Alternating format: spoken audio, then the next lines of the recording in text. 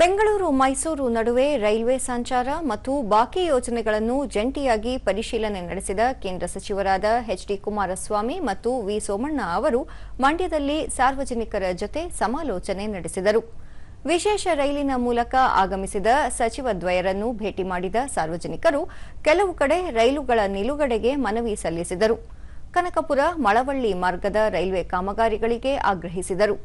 ಈ ವೇಳೆ ಮೈಸೂರು ಕೊಡಗು ಸಂಸದ ಯದುವೀರ ಕೃಷ್ಣದತ್ತ ಚಾಮರಾಜ ಒಡೆಯರ್, ಮಾಜಿ ಸಚಿವರಾದ ಡಿಸಿ ತಮ್ಮಣ್ಣ, ಸಿಎಸ್ ಪುಟ್ಟರಾಜು, ಸಾರಾ ಮಹೇಶ್ ಮತ್ತಿತರರು ಉಪಸ್ಥಿತರಿದ್ದರು.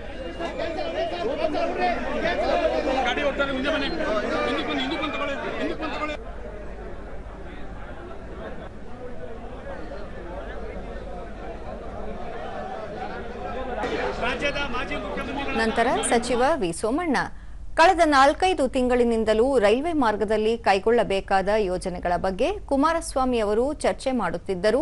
ಇಂದು ಬೆಳಗ್ಗೆಯಿಂದಲೂ ಅವರೊಂದಿಗೆ ಜಂಟಿ ಪರಿಶೀಲನೆ ನಡೆಸಲಾಗಿದೆ. ಕೆಲವು ಕಡೆ ರೈಲು ನಿಲುಗಡೆಗೆ ಮನವಿ ಬಂದಿದೆ. ಇನ್ನು ಕೆಲವು ಹೊಸ ರೈಲುಗಳಿಗೆ ಬೇಡಿಕೆಗಳು ಕೇಳಿಬಂದಿವೆ. ಮೆಮೊ ಟ್ರೈನ್ಗೂ ಬೇಡಿಕೆ ಸಲ್ಲಿಕೆಯಾಗಿದೆ ಎಂದರು. ಪ್ರಧಾನಿ ನರೇಂದ್ರ ಮೋದಿ ಅವರು ಮಂಡ್ಯ ರೈಲು ನಿಲ್ದಾಣ ಅಭಿವೃದ್ಧಿಗೆ 25 ಕೋಟಿ ರೂಪಾಯಿಗಳನ್ನು ನೀಡಿದ್ದಾರೆ. ರೈಲ್ವೆ ಸಚಿವ ಅಶ್ವಿನಿ ವೈಷ್ಣವ್ ಅವರೊಂದಿಗೆ ಕುಮಾರಸ್ವಾಮಿ ಅವರ ಸಮ್ಮುಖದಲ್ಲಿ ಚರ್ಚಿಸಲಾಗಿದ್ದು, ಮೈಸೂರು ಬೆಂಗಳೂರು ನಡುವೆ ರಾಮನಗರ, ಚನ್ನಪಟ್ಟಣ, ಮದ್ದೂರು, ಮಂಡ್ಯ, ಶ್ರೀರಂಗಪಟ್ಟಣ, ಪಾಂಡವಪುರದಲ್ಲಿ ಜನರಿಗಾಗುತ್ತಿರುವ ತೊಂದರೆಗಳನ್ನು ನಿವಾರಿಸಲು ಕ್ರಮ ಕೈಗೊಳ್ಳಲಾಗುವುದು ಎಂದರು. ಬೆಂಗಳೂರಿಂದ ಮೈಸೂರು ಬರ್ತಕ್ಕಂಥ ಅದು ರಾಮನಗರ ಇರ್ಬೋದು,